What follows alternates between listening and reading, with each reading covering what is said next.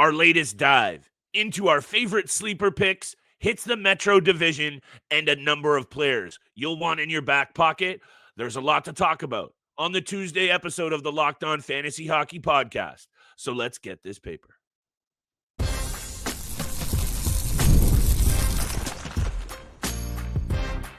You're Locked On Fantasy Hockey, your daily podcast on fantasy hockey. Part of the Locked On Podcast Network, your team every day. Grab yourself a cold one, a cup of joe, whatever time of day it is. The Locked On Fantasy Hockey Podcast is your 30-minute source for all things NHL, fantasy hockey, and very soon, Mr. Roden, nightly betting breakdowns to put a little bit of cash in that pocketbook. That's what we're all about here on this show, as well. Giving love to the everydayers who continue to make us their first listen every single day. We see you, we appreciate you, and we hope, most of all, you are almost ready to go for fantasy hockey draft time. It's here, my friend, and that's why we continue to look at a number of different angles today, the Metro Division sleepers. I've got some names that I don't think are super sexy because of the teams, but I know you've got a number of good ones. I've got some good ones too. Hammering this angle steal is key to success. So over to you. Who are you looking at? We hit the sleepers of the Metro Division.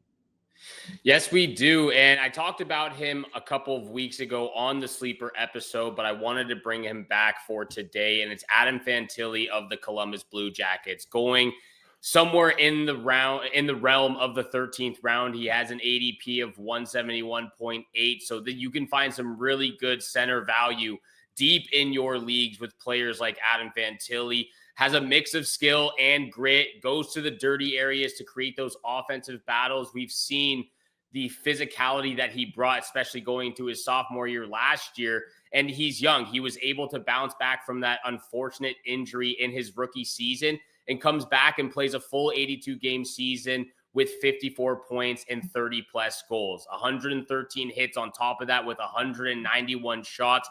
He really has it all the skill set to make him such a valuable fantasy hockey asset to your team. He could be your third centerman on the draft board come when you do your fantasy drafts here. And the chemistry that he can kind of build on, again, with guys like Marchenko and Boone Jenner on that second line, getting some power play unit time. He is a sleeper centerman for me, and I'm really looking forward to seeing what Columbus can do this season, as we've talked about some other young guys as well. Your whole breakdown is spot on. I know you've been on this player this year. I think a lot of people are perhaps paying attention to him this year, so I don't know if I would call him a sleeper. However, I don't think it changes the point here. You want yourself a piece of Adam Fantilli and the Columbus Blue Jackets this year. These are the points we're trying to hammer home, and I think we can be very clear about Columbus. They might not exactly make noise in the postseason in this division steal, but they should be hanging around for a wild card spot, and they're going to bring a ton of fantasy value, especially 100%. with this offense that should be taking a big step. Love that we're talking about the Columbus Blue Jackets. We'll talk about them again when we go division by division, and we are going to preview spot by spot how these divisions shake out 8 through 1. However, the last place team steal, that's how it shook out last year for the Philadelphia Flyers. Some of these are deep cuts, and I think in the forward group, there's a bunch of obvious names that you could perhaps throw into the sleeper realm.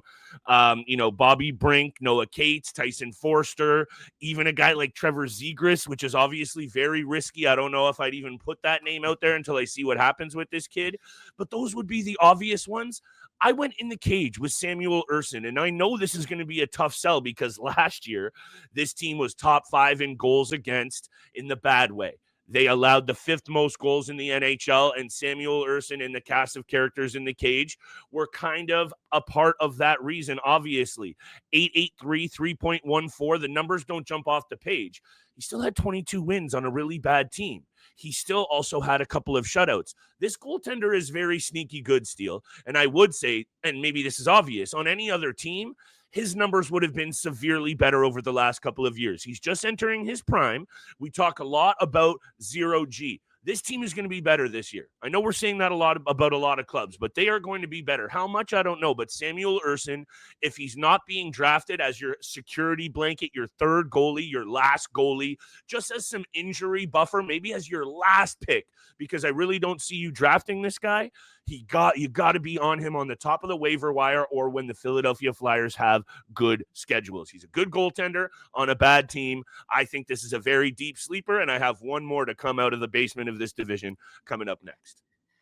Yeah, I mean, it's already a win it's already a win for the Philadelphia Flyers having Rick Tocchet behind the bench and not John Tortorella. So that's a W in the column for the Philadelphia Flyers going into this season. And when you look at the landscape of this team right now, I think it has to be Samuel Ersson as the top sleeper option. I mean, I'm not going anywhere near this team unless somehow I can draft Matvei Michkov or Travis Konecny. Yeah.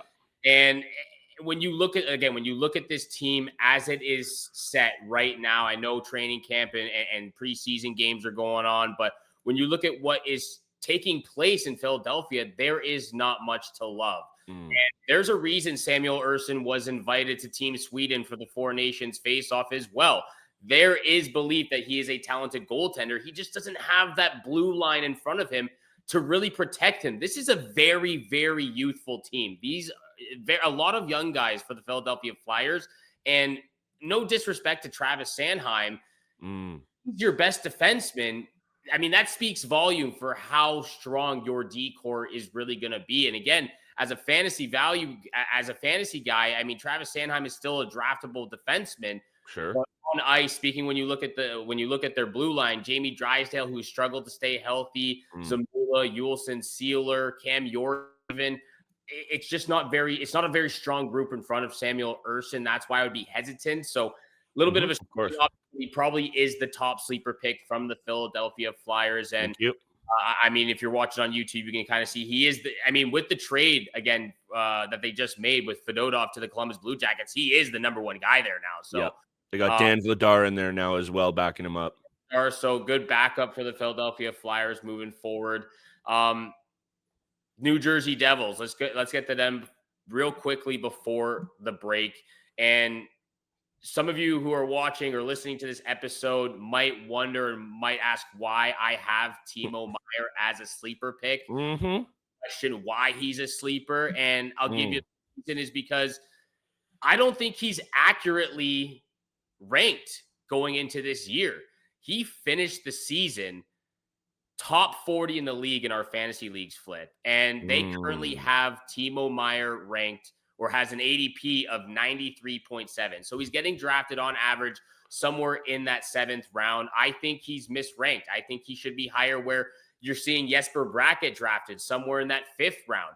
This is a guy that has dual eligibility. He's a shot volume monster, consistently among NHL leaders in shots. He had over 240 last season. It boosts his goals. It boosts the shot category. He's playing with guys like Nico Hischier and Jack Hughes, obviously Dawson Mercer in the mix as well. High shooting percentage last year, and he still had a down year is what people are saying. He had 53 points in 80 games, 238 shots, 141 hits. He really just fills all those peripheral categories, and this is still a guy, in my opinion, that can put up 30 and 30, maybe 65, 70 on the high end. But with everything that he does, filling out those peripherals, I think he's misranked. I think he should be getting drafted somewhere in that 4th or 5th round, not the 7th. So I think people are sleeping on him going into the season. Maybe he falls in somewhere in between for me, but I love this angle. And that was a really good take for a player that, perhaps is the classic case of he hasn't lived up to expectations, but he really kind of gets it done peripherally and fantasy-wise. So that's one of those cases for me. You saw the numbers on the screen a second ago. He brings the Banger League beauty, most definitely. I think that offensive upside, it should be there this year with this team in general. So let's see what happens with Jack Hughes and the New Jersey Devils, a team that I have my eye closely on because a slow start for that team could be disastrous, fantasy or otherwise. Let's not even talk about another injury. I've got 3 more players. Steele's got a couple of more. Even on the Pittsburgh Penguins, there could be some value to be had. Good GMs dig in the crates, my friends, and they find diamonds in the rough. Today's episode is brought to you by our friends at FanDuel Sportsbook. The NFL season is definitely here, and if you took a licking in week 3 like your boy, Don't worry, FanDuel is making sure you're ready for kickoff every single week with a can't-miss offer. Right now, new customers that bet $5, and if your bet hits, you get $300 back in bonus bets to use across the app. Futures, in-play, same-game parlays, make it your way all the time with FanDuel. And if you're ready to play, download the FanDuel app today by visiting FanDuel.com to get started. FanDuel.com, place your first $5 bet today.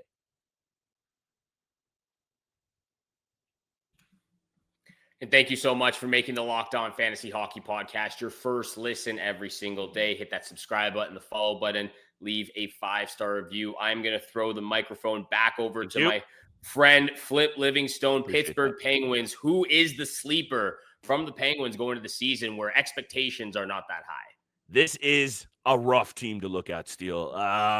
Fantasy for certain, but just how are they going to get wins in this ever increasingly difficult Eastern Conference? We've spoken about the Atlantic Division and how we would probably power rank that one at number 1. Maybe the Metro doesn't come in at 2, but does it matter when this lineup, especially, we look at most bottom 6 forward groups and go, obviously it'd be nice to beef that up. Most teams are pretty happy with their top 6. If you take away Sidney Crosby, things are really rough in the top 6 here. So to pick, what I'm trying to preamble and really kind of hedge on is Anthony Mantha is not a player I'm going to be drafting. Let's be clear. However, when I've dug into his numbers a little bit, and maybe there could be some chemistry formed with Evgeny Malkin, a player who at his age still has the hands. Anthony Mantha is 30 years old. He has been banged up for years now, Steele, and he's seen a lot of different sweaters on his chest. However, last year with the Flames, 7 points in 13 games. 10 points in 18 games with the Vegas Golden Knights. And then also sometime the season before with Washington, some good numbers, almost a point per game player. So there could be some value here if he sticks with Evgeny Malkin. And if you look at the rest of this lineup, Steele, you could throw Chris Letang out there, but I think people know what they're getting with Letang. I don't want to say Erik Karlsson is a sleeper because steady as she goes with what you're going to get from EK. So, and I don't buy into Evgeny Malkin this year really much at all. If I have to pick one, this might have been the toughest one of all the teams, seriously, because I almost thought about saying Artur Shilov's name because Tristan Jarry has had his struggles, and now they're bringing in a guy with a small sample size that might have an opportunity to eat some minutes here. I'm going to go with Mantha.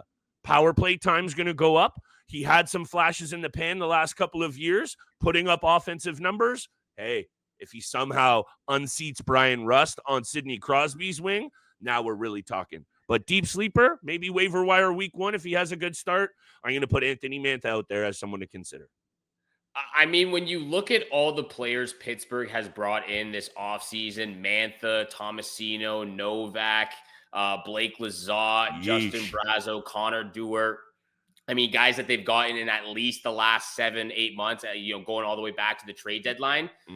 Anthony Mantha is really the only one that has some sort of decent, okay track record. So I like that he is the sleeper pick because he's going to get an opportunity. Top 6. I mean, I think everyone's going to get an opportunity, but especially Anthony Mantha going into this season. Thank you. I appreciate that. So, thank you. No, yeah, I mean, Anthony Mantha, good option at least going into the season. Excuse me for that. That's okay. But let's get over to the Carolina Hurricanes. And I know you already talked about him, so I'm not going to go on a tangent about Logan Stankoven. You talked about him when you did the sophomore season episode, Young Guns. Logan Stankoven has an ADP of 152.5. He's getting drafted somewhere, I believe, in that 12th, 11th round range. And when you look at how his game style fits into Carolina, I think it fits perfectly. A high pressure puck hunt team that values the forechecking competitiveness, players who are strong off the puck, and he's strong both with and off the puck.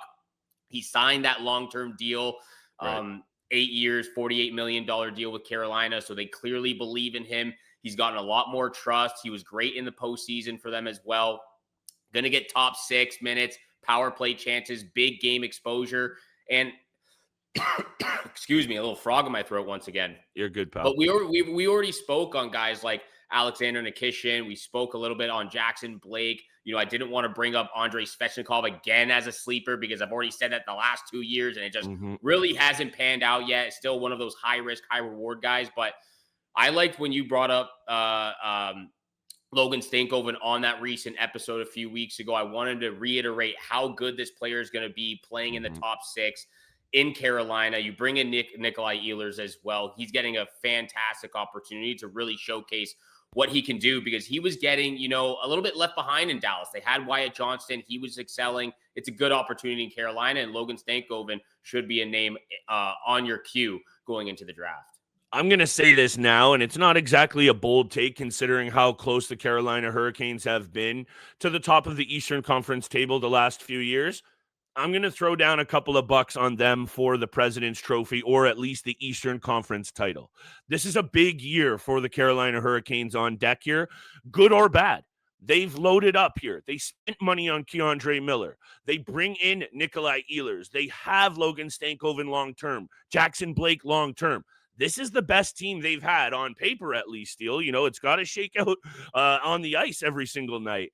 I think it's time to get excited about this Carolina Hurricanes team, and I would be very surprised if they are not at least the top 3 teams at the end of the year. We know what they do defensively, right? They were the best teams in terms of least shots against last year. I think they've now done that 3 years in a row. Rod Brindamore, a balanced veteran bottom 6 that includes guys like Stahl, Taylor Hall, Kotkaniemi. That's a really good mix there, Steele, when you balance it out with, I don't know if you've seen these line rushes, Stankoven with Jackson Blake and Svechnikov so far. That's sexy. I like Ehlers, Aho, and Jarvis even more so. Love Logan Stankoven here. We've spoken about him. I've got 2 players left, Steele, both from New York State, both from the Big Apple. I think it was you somewhere down the line in the last year. You gave Anders Lee some credit.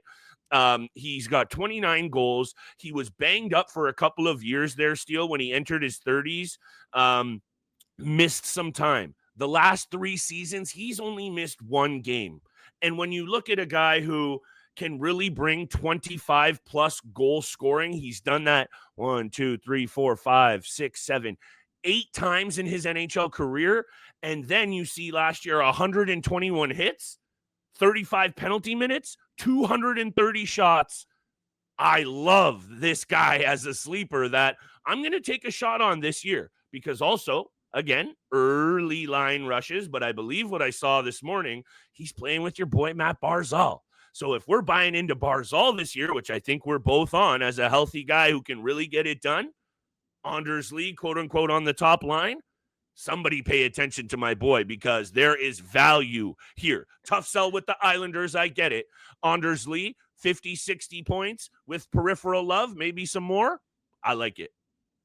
Yeah, I think when you go along, when we talk about sleepers, it's also just making sure you're aware of these guys for streaming options throughout the year. I mean, again, we're not saying exactly draft all these guys, but keep them in mind for streaming options. And Anders Lee was one of those guys for me last year, and you really could draft him in the last 3 rounds because for me personally, one of my strategies, if you don't really know who to draft, at the backstage, at the back end of your drafts, it's really good to fall back and rely on some of these veteran guys who just put up consistent stats throughout the last couple of years. Like you said, he didn't let those injuries derail his seasons or derail his career. The last 3 years have been very durable for him, and he puts up consistency over the peripheral categories. So Anders Lee is a very good option going into this season. However, like you also said, it is the New York Islanders, so got to be wary with one of the most boring offensive teams in the National Hockey League, but still some good options going into the season. When we come back after the break, we each got one more player from one more team. This episode is also brought to you, though, by Monarch Money. Ever check your bank account and wonder, where did all my money go between dining out, online shopping, and entertainment? It's easy to lose track, and that's where Monarch Money comes in. Your personal CFO giving you full visibility and control over your finances. Monarch Money isn't just a budgeting app. It's a complete financial command center. You can track all the accounts, investments, and spending all in one place, so you stop just managing your money and start building your wealth. Take control of your finances with Monarch Money. Use code LOCKEDONNHL at monarchmoney.com for 50% off your first year. That's monarchmoney.com, code LOCKEDONNHL for half off your first year. And once again, thank you so much for making the Locked On Fantasy Hockey Podcast your first listen every single day. Continue to smash that subscribe button, the follow button, leave a 5-star review. Flip real quickly before I throw it back over to you. The Washington Capitals, the top team in the Metropolitan Division last year. And I still think there's some really good options here. I know we've kind of gone back and forth on how to rank them and how to rank their rank the Capitals players going to the season. I still think there's a tremendous amount of value on the blue line, in the blue plane, and in the top 6. And I wanted to start off because I actually have 2 players, but the more sleeper pick of the Washington Capitals is Ryan Leonard for me. For sure. ADP of 189, 14th round is where he's typically getting drafted when he is drafted. And he has an immediate opportunity in Washington. And Leonard has that size and shot to slot into the top 6 roles sooner than expected. He put up an elite goal total at Boston College, projecting to be that NHL trigger man for the Washington Capitals. 30 goals back-to-back with Boston College, 60 points, followed it up with 49 points in 37 games. And he just has that physical game to add on to it. You could see that in the limited time that he played in Washington, both the regular season and playoffs. He has the peripheral stats with the hits, the penalty minutes, while even adjusting the offensive potential that he has too. The rookie surprise factor. Most casual fantasy players won't reach for him, but his combo of goals, grit, minutes could translate to a very sneaky good rookie season.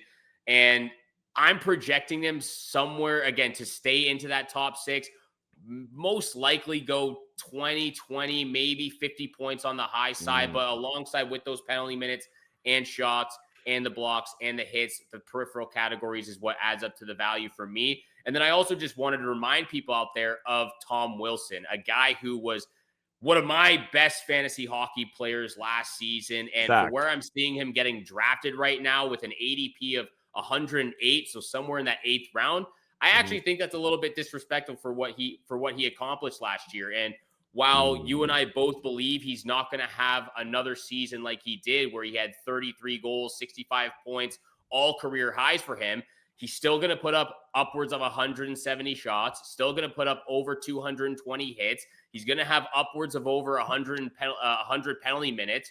He might just fall back down to 50 points. But even with that being said, he should be getting drafted higher, way higher than the 8th round. And so those are 2 sleeper picks as well, Ryan Leonard and Tom Wilson going into the season. I like the Ryan Leonard angle big time. I see regression for this Washington team. We had a career year from Alexi Protas, a career year from Connor McMichael, a career year from Jacob Chikrin, and in the cage with Logan Thompson. A lot of things went really right, and I haven't even started to talk about Ovi breaking a leg, coming back and setting Gretzky's record. A lot of things went right for this team during the regular season. No, that's fair. That is fair. Just don't see it again this year. And I'm not saying or disagreeing with your take on value. I'm not, because that's crazy. There's still a ton of value in some good players, and I actually really like Ryan Leonard. He's an 8th overall draft pick only 2 years ago for a reason. So I think the Washington Capitals have a good one here. I don't see it the same angle from Protas this year. Connor McMichael, even though he's my boy, he's still going to have to battle those 2 guys behind center. Tom Wilson's injury track record. However, I like Ryan Leonard. This team should still make the playoffs. Their goaltenders are solid. Let's not even get that twisted. Charlie Lindgren and Logan Thompson are a very good combination. This team should still be heard from. I like it. One player that I've spoken about at length before we wrap this bad boy up is my boy Will Cuylle, Fern Avenue Public School alum. Shout out to the Falcons. This guy straight up went to my elementary school. Yeah, we're a little bit different in age still. I got a couple of years on the kid here. However, the point remains true. This is a good West End Toronto boy who brings it. And if not for kind of being down that lineup, down the left side in New York, behind Lafreniere and obviously Breadman, if he somehow gets more minutes, because last year in only 15 minutes of ice time, 45 points, 42 penalty minutes, and 301 shots steal, this guy is a banger league beauty. And I think what I've seen from him with the high motor and a really good energy guy that's got pretty good hands, this guy is definitely worth a draft choice, in my opinion, because if he does get more minutes and he does happen to move up and play on JT Miller's wing, I can see 55, 60 points from this player, and he will come consistent with 300 plus hits. That's his game. That is valuable. That deserves attention. And right now, I know dedicated fantasy heads are all over Will Cuylle. You and I have spoken about him. He's probably on some other sleeper lists. A lot of leagues out there and a lot of our listeners, they might not be paying attention to Will. I'm telling you, Will Cuylle will be a very valuable fantasy asset this year, especially if we're buying into that Rangers bounce back that I think we both are. Yes, we are. The Rangers are still a force to be reckoned with. Artemi Panarin, JT Miller back with the New York Rangers and as the 29th captain in league history or in franchise history. Thank you. Those are the Metropolitan sleeper picks. Make sure you have their names circled. They're in the queue going into your fantasy drafts, and we'll come back tomorrow with the Atlantic Division sleepers. Thank you so much for making the Locked On Fantasy Hockey Podcast your first listen every single day. For your second listen, check out the Locked On NHL podcast. You can find them on YouTube or wherever you listen to your podcast, and we'll see you back here again tomorrow. Peace.